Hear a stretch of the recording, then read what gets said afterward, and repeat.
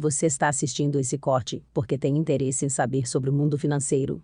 Então acesse os links abaixo para se especializar ainda mais no mercado de ações e investimentos. Agora vamos para o vídeo. Eu queria que você falasse, Louise, um pouco do seu pai, porque até aqui no seu currículo a gente colocou que você é uma embaixadora da metodologia Barsi. Eu vi que você colocou o Sim. livro dele aí também. Então, um para quem não jabazinho, né? conhece o seu pai e essa metodologia que vocês têm, tem como entrar em mais detalhes? Sem dúvida. Se eu pudesse sintetizar em uma frase muito simples, seria comprar boas empresas a bons preços que paguem dividendos, né?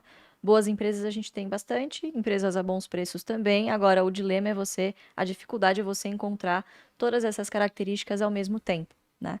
E acho que uma grande ilusão das pessoas é de que isso ocorre quando tudo está tudo muito bem. E é justamente o contrário. As melhores oportunidades ocorrem justamente quando também as boas empresas são precificadas no preço do caos, né? Então, toda vez que o mercado não consegue enxergar pelo menos um pedacinho do que vai ser um futuro muito próximo, ele tende a exagerar no preço, né? E isso desde que o Barsi se conhece por gente. Para vocês terem uma noção, o Ibovespa tem 53 anos de existência, o Barsi tem 52 de mercado. Então ele ou seja, Ele abriu, claro, né? tocou o sino praticamente.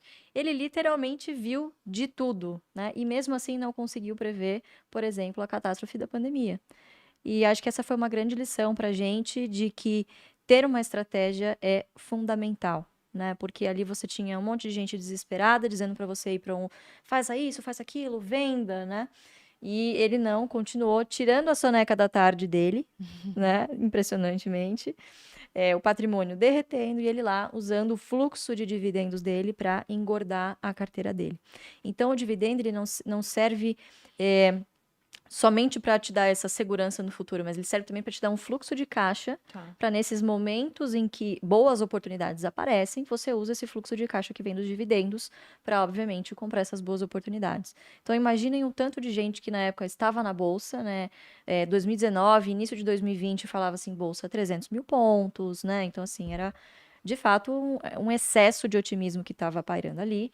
E muita gente alavancada. Geralmente, quando você tem um excesso de otimismo, você coloca um dinheiro que não era para estar ali. E ele vai para aquela finalidade. Então, infelizmente, muitas pessoas naquele momento tiveram que vender os seus investimentos porque precisaram do dinheiro, né? E o dividendo vem justamente como esse fluxo para ajudar e manter você na estratégia, né? Porque dá um certo alento você ver ali, pelo menos caindo um dividendo na conta, enquanto seu patrimônio está oscilando, né? Então, é uma estratégia bastante defensiva, ela é atemporal e ela pode ser usada em qualquer lugar do mundo. Em qualquer lugar do mundo você encontra boas empresas que pagam bons dividendos, né? Então, acho que esse é o grande segredo da estratégia, o fato dela ser simples e servir para qualquer um.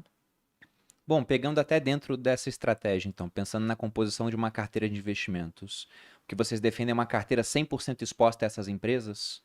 Como é que vocês pensam nisso? Olha, depende de cada um, né? A gente tem tanta confiança e sabe que isso dá certo, que hoje 100%, eu diria que 80% da minha carteira hoje estão em empresas boas pagadoras de dividendo hoje, outros 20% em empresas que serão boas pagadoras de dividendo no futuro, né? Que a gente chama de empresas de oportunidade. Mas aí, em questão de gestão de portfólio, eu acho que cada um tem que olhar para suas finanças pessoais e ver também qual é o percentual ali que cabe também no seu orçamento, qual é o seu perfil de risco. Eu me considero conservadora. E quase 100% do meu patrimônio está em bolsa.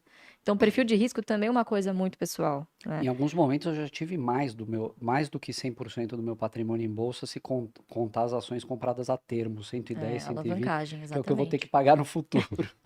E eu não tenho recurso ainda. A gente fala que a estratégia tem, eu diria que 4 pilares essenciais para ela funcionar em harmonia. Você tem a carteira previdenciária, que é o centro de tudo, são aquelas boas empresas gerando esse fluxo de caixa permanente através dos dividendos.